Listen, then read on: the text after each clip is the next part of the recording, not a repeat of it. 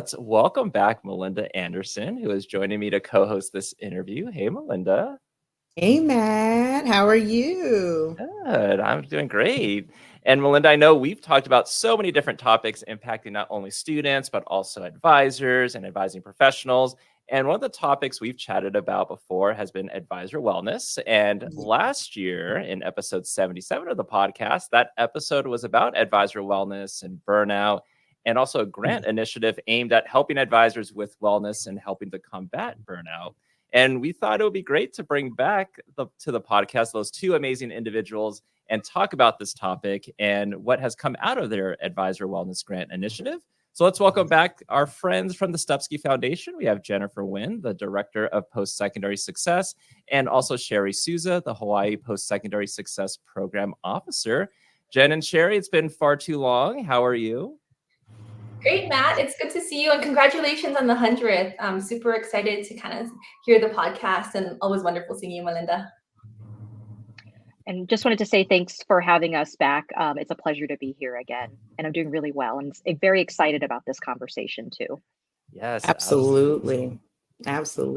And then what a fitting way, right, to celebrate the 100th episode. We're talking about something that has been so critically important and close to all of our hearts. Yeah, definitely. And for those listeners that maybe this is the first time hearing about the Stupski Foundation, the grant initiative, and maybe they missed out on episode 77, let's maybe recap from last year's interview. What was the Stupski Advisor Wellness Grant Initiative? And maybe even kind of going into what were some of the innovative ideas some of the advising teams had. Sure. The Stupski Advisor Wellness Initiative was a 2-cycle grant initiative really aimed at academic advisor wellness for advisors throughout Nakata Region 9. Each of the grants were about $30,000, and we required the teams on the campuses to come up with their own really advisor-led initiatives to increase wellness in their campuses. It was really important for us to have those ideas be advisor-sourced and advisor-led, and so that was definitely one of our priorities. The initiative was dreamed up as Jen and I noticed challenges in advisor retention and recruitment, as well as really hearing about the challenges of burnout, compassion fatigue that was happening across campus. We also felt that grant makers and institutions as a whole were underinvesting in academic advisors and wellness. And around this time, when we launched the initiative in 2022, national studies were talking about, the high number of institutions having trouble recruiting for open positions, as well as the number of higher education staff indicating that they were likely to look for jobs in the new year. So in 2022 and then again in 2023, we're really fortunate to roll out the Stupski Academic Advisor Wellness Grant Initiative across Nakata Region 9. And, in partnership with Nakata, we're really fortunate to have amazing institutions apply. And we're really lucky to award 24 institutions awards, ranging from, California, Guam, Hawaii, Nevada, for a total of about $600,000 over those 2 years. Wonderful. And then also, could you share about maybe some with those institutions, were there any advice or innovative ideas that some of those institutions had that you might be able to share? Sure. The University of Hawaii at Manoa team built upon their A'o'a'o program, and they were really wondering, what they could do to proactively combat advisor burnout and attrition. So they focused on the professional environment and the strengthening of community through a series of activities that targeted mental, physical, and spiritual aspects of self. And something that really stood out to me was the intentional decision to include folks' families in some of the events. And so they define family as however folks wanted to define that. So whether it be your immediate family or a grandparent, a neighbor, they invited people to bring those loved ones, those family members to the events to really see what advisors do and to kind of meet their community. And they found that in doing so really enabled more participants to attend the events, because sometimes, if you have family obligations at home, you're not able to attend things in the afternoon or in the evenings. But by saying, hey, everyone's welcome, they had increased participation. And they also realized that they created a stronger community of support, because they found that, their family members, their partners, their neighbors were able to find community in others who were there. And so that was something that was really exciting to me, just really underscoring the importance of human connection, especially, now as we're moving out of the pandemic and we're getting back to traditional life. And just to add on to that response, I found that there were two themes of very innovative initiatives that we funded. One theme was the idea of campuses that noticed that there was going to be a significant institutional change in advising. For example, maybe it's going to be centralization of advising and restructuring, or maybe it's going to be decentralization, so going in the other direction. And that these advisors took the initiative to figure out what is going to be our voice and how do we bring together advisors to be able to have a say in those major changes, whether it be debriefing some of the conversations or even just organizing themselves around those major changes. And two campuses that were able to proactively see these changes and try to organize themselves were Chico State and San Diego State more recently. And then the other theme that came across is just the need for professional development for advisors across the board, whether it be people managing other advisors or advisors themselves. And so we saw an array of different kind of pedagogies when it comes to professional development, from appreciative advising, which I know that NACADA definitely endorses, to San Jose State, which actually decided to opt into a hip hop type pedagogy to really take care of their advisors and provide more training that's more culturally aligned to the students and for the advisors. So those are some really exciting initiatives that we've been able to see through over the last couple of years. Well, it's just, and I'm listening to, number one, hip hop. Hello. Okay. So I just had to say that out loud. But when I think about, Cheri, what you shared, and then Jen, the idea of the need for community, right? So Cheri, even if it's this concept of I'm bringing my family and I'm able to talk about what it is that I do, there's a replenishing spirit that happens there, right? Because you're reflecting on the work that you're doing, but then you're strengthening your community because you're expanding it. And then, Jen, what you were saying around the advocacy part and how does our voice show up in the work that we're doing, it gives agency back to what it is that you're doing and how you're moving forward. And so, and that's just very invigorating in itself, right? When you feel, especially how we felt as coming out of the pandemic, that exhausted, do I have any, agency role, right, in terms of how my work continues to move forward. And that can really be a game changer, right? Especially if you do what you love, but you just don't know what you're doing it for anymore, right? And so it gives you an opportunity to pause and reflect on that. So that's just wonderful to kind of hear how the work's been moving forward. Do you still feel like this is an important issue in higher education? Like, given the grants, given how people are moving forward, given the fact that I can't even believe it's been 4 years. When I talk to people about the pandemic, they're just like, oh, you mean yesterday? And I'm like, oh, okay. Now you just try to be funny.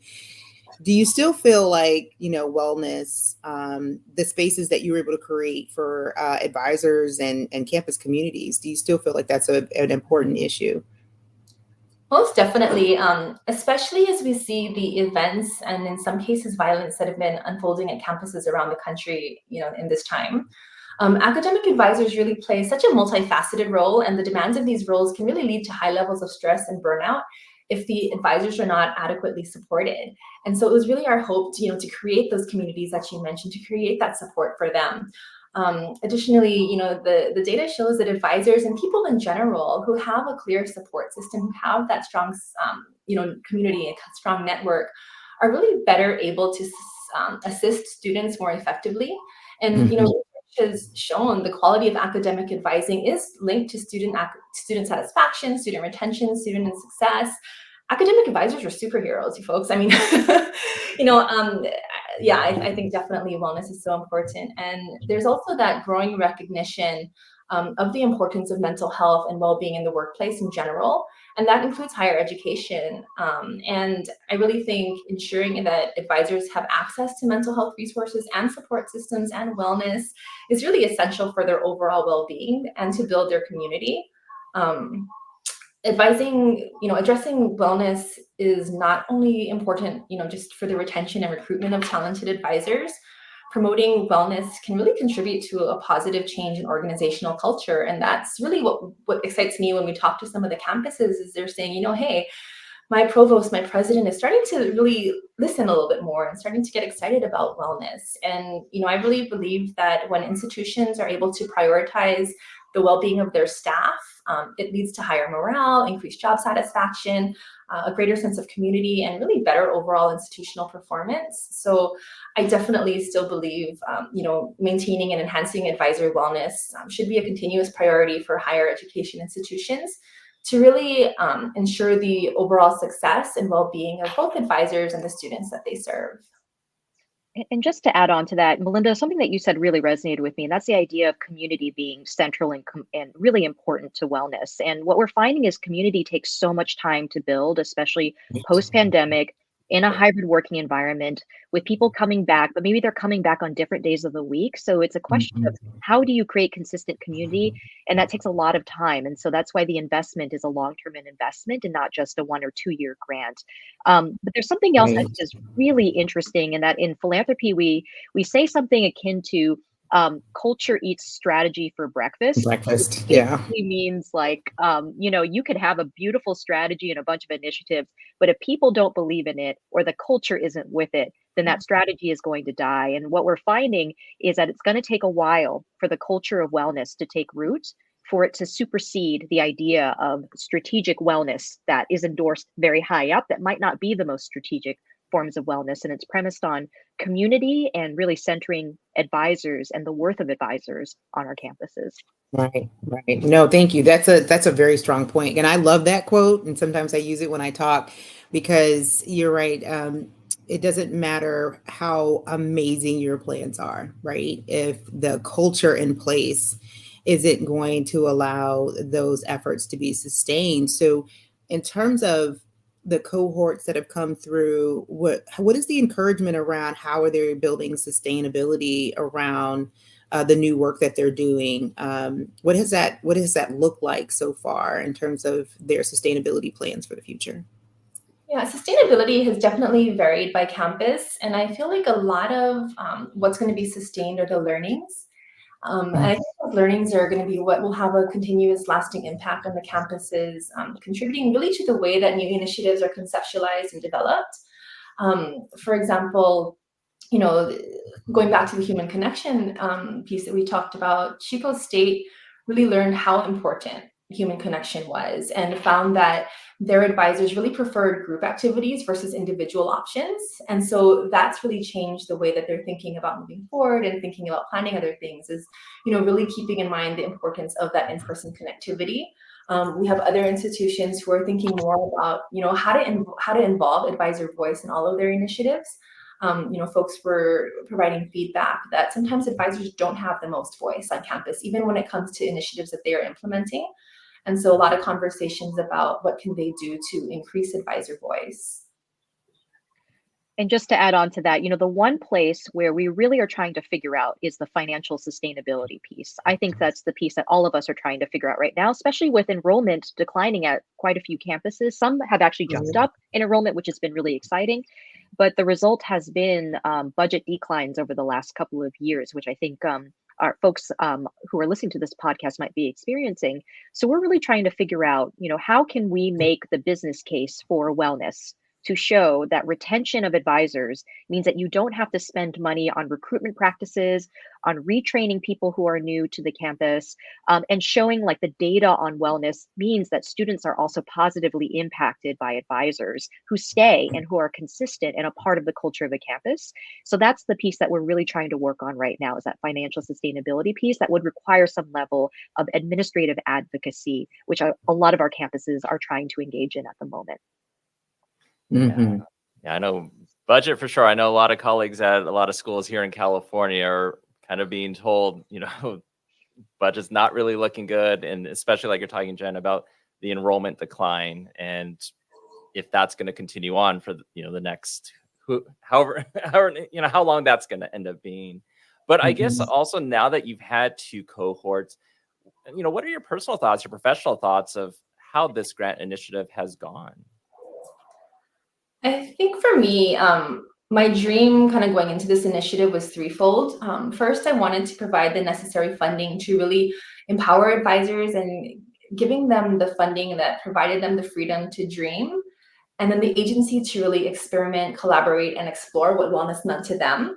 Having been a former academic advisor, that was just based on my experiences. Sometimes you just can't dream, just, talking about the budget challenges and things like that. So there's certain walls that you need to fit into. So I really wanted to empower advisors and encourage them to dream.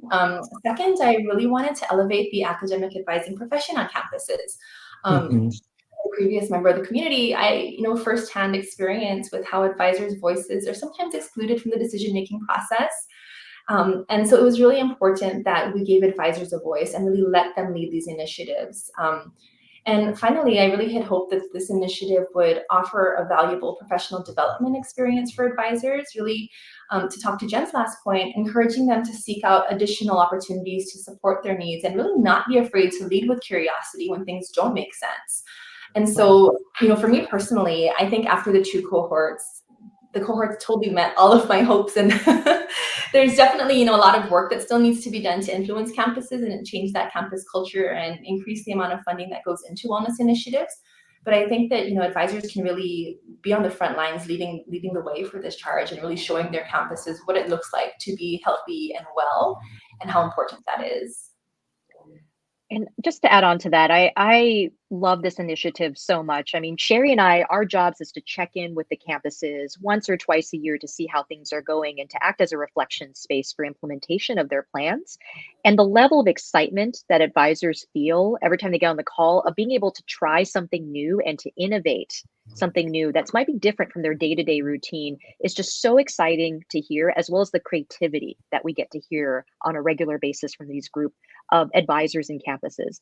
I think what's most exciting to me, I know we talked about, budget enrollment challenges, but I truly do feel that there's a whole level of systems change that could happen from these grants when it comes to being able to influence systems to be able to center wellness, not just at individual campuses, but on a chancellor's office level, at a state level, and that our advisors and our grantees are a big part of that because they're implementing things, they're reporting back, they're communicating this widely to their campuses, and they're collecting data and are encouraging us to collect data too. So I'm really, really excited about the future of these grants to be able to do larger scale systems change, because as Cheri mentioned, there's 20 plus campuses here that provide sort of a laboratory for being able to experiment and also show best practices to the field, which is what gets me up in the morning when I speak to the advisors about their projects.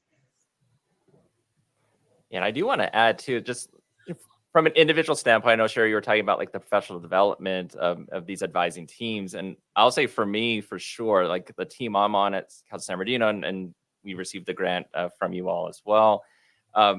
We got so many new things that we had never been a part of or been asked to be a part of, like being a PI on the for this account. Whole new world. And I have such a more appreciation of those that work on budgets and have to deal with all the paperwork that goes through it. But to be able to work with a team of other advisors and kind of, and like you're saying, kind of be creative in what we're doing, I think has been beneficial. I want to say through our surveys we've done with our advisors, they've been appreciative of every activity, every type of discussion, every professional development speaker we've been able to bring through Zoom for them. So to me, it's been definitely worth it. And I think the most important one in to share this story is we've never had an academic advisor award on our campus. We've had a faculty advisor award since the 90s. And so to be able to create that award, and one of our award winners ended up saying this made him feel like he was actually important to the university. Oh, wow. That is so powerful, Matt. Oh, because we know that work that we do is important, but just the ability to be able to recognize is what you're saying right here. And so I think sometimes when people hear money, what we really need to be focusing on is impact. The impact that we're making because of the resources. And so, Jen, earlier, for me as an administrator, right? I thought about what you said about the case making, the case making. And so I think sometimes we do get caught up in like, well, this is important, so it should happen, honey. institutions are a business, right? And I think, Matt, what you're speaking to is what is that skill set that we need to be able to articulate in a way that you're able to influence those, right, who are shaping the culture of your institution, right? So, for example, if I'm able to make the case that the impact, right, is going to be great and that's why it's worth the investment, I need to be able to talk in a way that resonates, right, with senior level administrators, right, so that they can continue to support the resources. And it's not just, oh, this money could go somewhere else. No, this impact will disappear if this money moves somewhere else. And so I think that this is a very powerful opportunity that has, you know, many advantages, right? When you think about how academic advisors have been engaged on their campuses through these grant opportunities. So it's just exciting to hear more about the work and how we need to continue to keep talking about it, right? So, you know, bringing you back and not just, oh, this is great, guys. And then like, no, how did it go? And then where do we go from here, right? How are we leading forward? So this is just wonderful. Yeah. And I guess to kind of go along with that, you know, for Jen and Cheri, we've heard from you about your personal professional thoughts on this, but what about from the advising teams that have gotten the grant? What's been the general feedback from them? I think, you know, like you mentioned, a huge learning process in terms of how to write for grants, how to be in compliance with your institutional grants office, your foundation office. There's a lot of learnings around that for all of our campuses. And I think one thing that stood out to me, and Matt, I'm going to share an example that you shared with me. I hope it's okay. But it was really moving. I can always edit it out. Yeah. I was like, I probably should have asked you, but you know, moving from a scarcity mindset to one of abundance, which, you know, really made some teams, and not just your team, but reconsider the way that they perceived resources, opportunities, and potential. And I think, you know, the example I believe that you had shared with me was you folks wanted to purchase T-shirts, right? Oh, do you want to share that? I can share it, but I think you just. I'll let you share, and I can always chime in. Yeah, I mean, you know, that was just such a great example to me. Was, you know, you folks had wanted to purchase T-shirts, and there was just this internal conversation about, do we buy the really nice, high quality, high thread count, I don't know, maybe $12 per shirt T-shirts, or do we buy the sale ones that maybe have been $5 a pop? And I'm making up the numbers. But, you know, there was conversation and folks were kind of split because some were like, no, we do really great work. We deserve the higher quality shirts. And if we buy the higher quality shirts, people will wear them. But then the flip side was like, well, if we only spend $5 on the shirts, then we can do so much more. And I think as advisors, we really learn to make that dollar stretch because, you know, institutionally, sometimes advising just doesn't get as much funding, you know, as I think they should.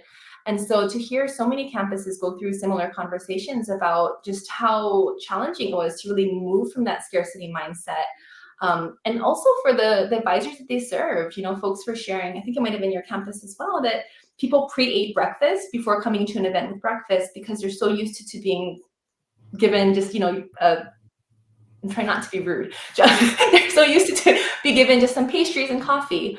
You know, other campuses said like people, when they came, they didn't realize that they were gonna, they thought they had to bring things like potluck style, which is great. But I think sometimes it's, you know, why are you making a party for advisor wellness and then you're asking everyone after work to go and cook food and then bring it back, you know? And Right. so from that mindset of scarcity to abundance was a challenge. And I'm hoping that people continue to kind of embrace knowing that there are opportunities out there and knowing that, you know, Jen and I are trying to look for funding options. I think that was something that really stood out to me. And I think the other part was a general awareness that funding doesn't always have to come from the institutional allocated budget. Like there are other options ranging from community organizations, community partners to actual foundations with funding that can be allocated.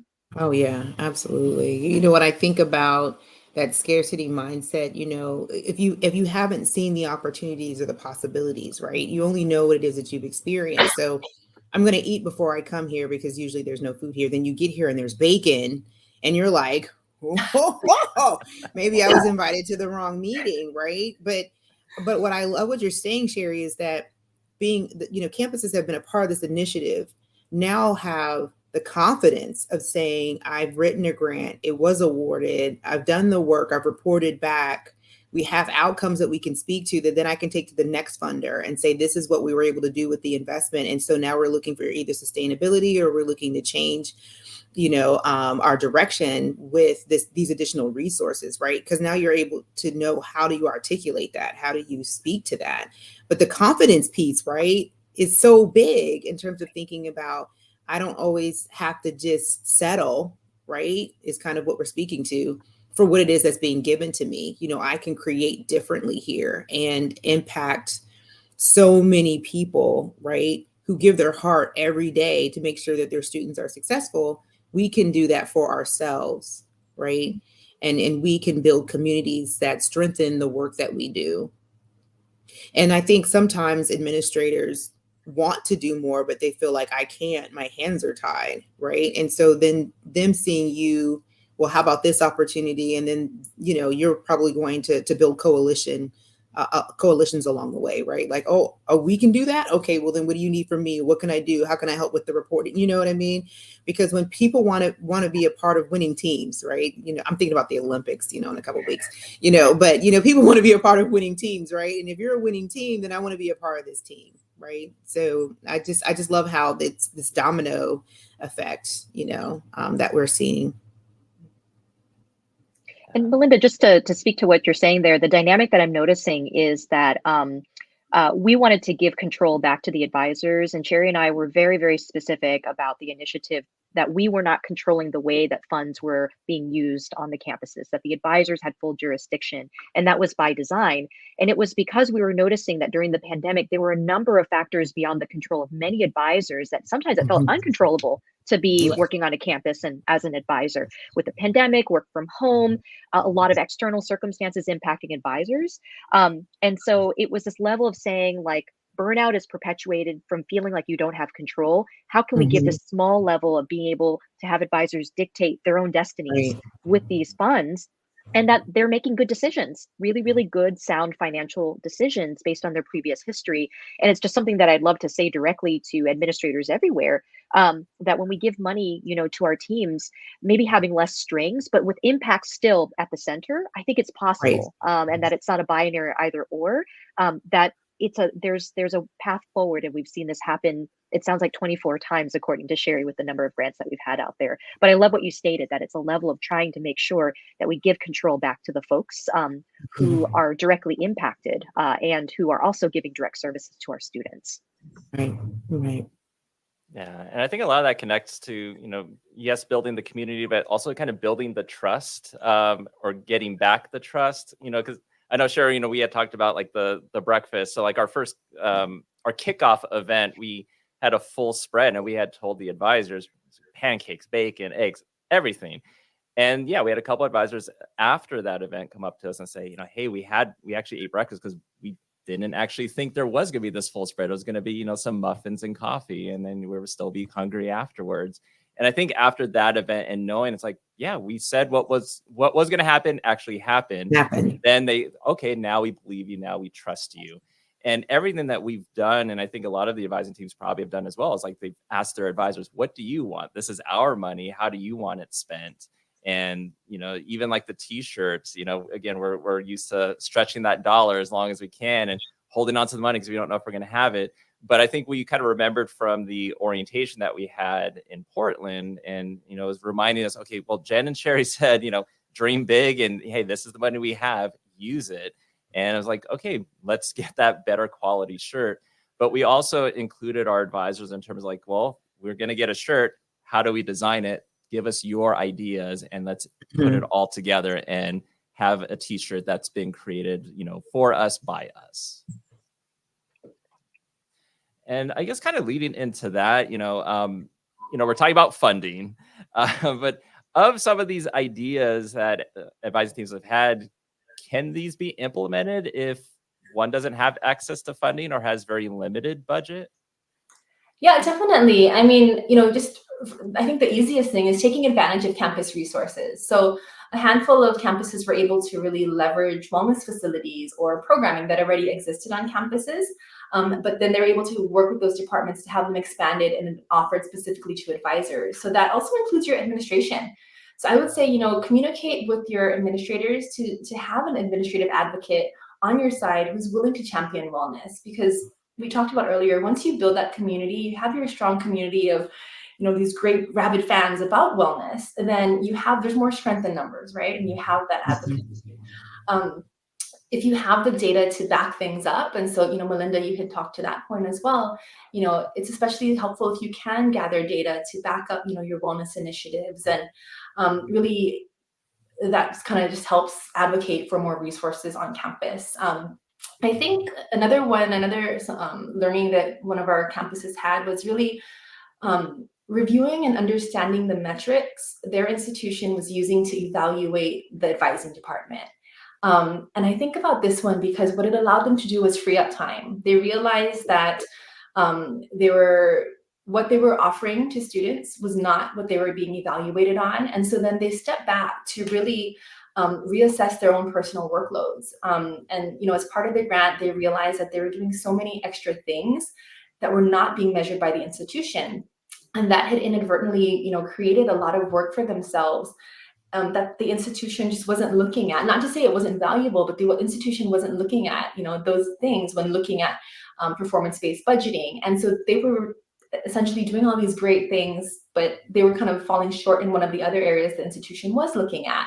And so what that allowed them to do was to kind of create more spaciousness in their work, to reallocate time to those metrics that the university was looking at, stop doing some of the extras. But then it also gave them time to reflect on their strategy, and they were drafting something to then go back to admin. So for the next strategic plan, can they say, hey, this is really what's important to our students. Is there an opportunity to be measured on this versus that? And so I think that's something that folks may overlook. Sometimes you just feel like, okay, this is what the institution's measuring us on, we're going to keep doing that, or they may not even know, because advisors are so passionate about helping students, and sometimes that passion can just encourage us to create all these different workshops and different opportunities and different things, but that oftentimes comes at a toll to the personal wellness of advisors. So I think that's something that I really learned from that advising team. And then I think the last one I would say is don't underestimate the power of community organizing. So advisors really, really deserve a voice on campus. I mean, there's no student success without advisors. I may be biased, but I truly believe that. And unfortunately, so many times advisors are left out of that decision-making process, which may translate into poor job satisfaction, high turnover, a lot of the challenges that we mentioned over. And so we've really been able to see a lot of our teams develop advising councils with a clear process for liaising with administration to ensure equitable seats at the table. So I feel that community organizing piece definitely has a spot at the advising table. And just to add on to Cheri's last point there, the community organizing can happen internally and externally. And one of the most popular things that we did with our cohort of 24 grantees is upon request, campuses were like, can we talk to another campus? And I remember there was one instance where CSU East Bay, out in Hayward, UC Berkeley, and Chico State, all in Northern California, got together in UC Berkeley campus and they had dinner. And what was really interesting about that when they were co-learning is they were able to figure out that some of the problems that they were internalizing and really annoyed about were not unique to their campus. So there's almost a therapeutic aspect of going, okay, it's not just us, it's not just the culture of this campus, there's a systemic thing happening, so it's not just on us. But then they were also able to figure out their strengths as well. So CSU East Bay was like, wait, we're further along with wellness than we originally thought. Or Chico State was like, well, we're actually counting and trying to centralize advisors really successfully. UC Berkeley was able to see that they had really strong professional development offerings and plans. And so it was also just a commiseration, but an asset building exercise as well. And so for anybody who even doesn't have a grant, a good start would be internal organizing, just like Cheri just mentioned, but also reaching out to a campus that's similar to you, whether it's within the CSU system, the similar system, or a private campus, and going, can we just talk about wellness and being able to have a level of organizing externally that could really contextualize and validate the experiences of advisors on that particular campus or your campus as well. Yeah, the peer learning piece, I just love to hear it, because I'm thinking about some of the folks that we may know that sit on those particular campuses, and you're absolutely right. The When you realize that you're not alone in a particular, challenge, or if you're exploring an opportunity, just the power that can come from the synergy of those relationships can really take you to the next level. And so sometimes we might tell ourselves, I don't have these resources, so I can't go to, you know, Mars, right? Like I can't do it all. I can't make it big, so that means I can't do nothing. And we know that sometimes is not true, but maybe it's idea generation, right? Like who can I sit with that kind of help me think through what we're experiencing, or just normalizing it, right? Like, yeah, we're all kind of going through that right now. And so this is what we've been doing to manage and to get by. But then again, if we keep coming back to community. And so I just love hearing, when you both are responding to that particular question, I was just like, here we are, we're talking about how the power of community again. And so what I just, hope that we give hope to those who, I didn't get a chance to participate in the grant. What can this mean for me in terms of thinking about wellness on my campus? Just hearing how encouraging it can be that, with or without funding opportunities, sometimes you can make a difference on your campus and definitely in your community. Yeah, it's so good to community build. It's also amazing to see the level of creativity in the community to work around big challenges. So one concrete example was there's a travel ban in California to use public funds to travel to certain states. And it was amazing how some campuses in our cohort were able to figure out creative solutions to that. And they were able to then inform other campuses who felt like they were reaching sort of a barrier with traveling to Right. certain states. And so it's little things like that where just having a line of communication between different campuses is just so powerful in so many ways. Mhm. And to your point, Melinda, building community that's sustainable and also resilient in a job that can be really, really challenging at times. Mhm. Uh, and I know having those conversations, some might be difficult to have. And I know in last year's interview, you had suggested maybe doing an assessment of the climate culture on the advising on the campus, and taking that to the administrators. And question for you is, like, what advice would you have for an advising professional, an advising team that wants to advocate for themselves, maybe wants to do an assessment of that climate culture, but maybe they feel that doing that assessment might be seen as negative, to from Mhm. the administrators. Any advice that you might have? Oh, I'm I happy think, to start here. yeah, Or Cheri, do you want to go first? you can go. Just off the top of my head, just because there's a specific data sources that came to my mind, is you could start externally because there's a lot of publicly available information available to baseline things. So two Mhm. resources that come to mind is, I believe NASPA has a lot of data sets on student professionals and their wellness. And I also believe that the American Council on Education, which is the affinity group that brings together college presidents, has a survey, a pulse survey that happens every single year where they survey college presidents from across the country. And the number one and number two issues that college presidents are concerned about is the wellness of students, followed by the wellness of faculty and staff. So there's publicly available information to make the case. But then I also think it's appropriate to do pre and post surveys of advisors of how they're feeling about their workloads, as well as seeing if you could do a departmental diagnostic of how people are feeling about their workloads and how they're feeling about their work in general. And then using that same survey or diagnostic after you do some level of intervention or treatment to make a small case there. And I think that's less about, hey, everything is bad on this campus, and Right. more about, I have a solution, but I just want to test it out. What's the pre? What's the solution or treatment? And then what's the post to be able to make the case? So those are a couple of mechanisms that we've seen that our campuses have used in our cohort. But Cheri, feel free to expand upon that because I know that you have a couple of ideas as well. Yeah, I think it's just finding those allies also. I think, Jen, what you mentioned is great, but finding those allies, whether they be on campus or through professional organizations. I know NACADA has the well-being and advisor retention advising community. So finding those allies who can kind of help you brainstorm. And if you can't find allies, then, start your own interest group, like ask around. There's got to be more people on campus other than you, who are passionate about wellness. And once you can, kind of mobilize folks, you can brainstorm ideas and think about really how to better integrate wellness, and just also recognizing it won't happen overnight. I think a lot of our campuses sometimes felt discouraged when they saw, okay, well, the enrollment the first time, or the attendance the first event wasn't that great, but things will happen. You just need to really plant the seeds. I really believe that this process involves a support system, sharing resources, really fostering that community dedicated to well-being.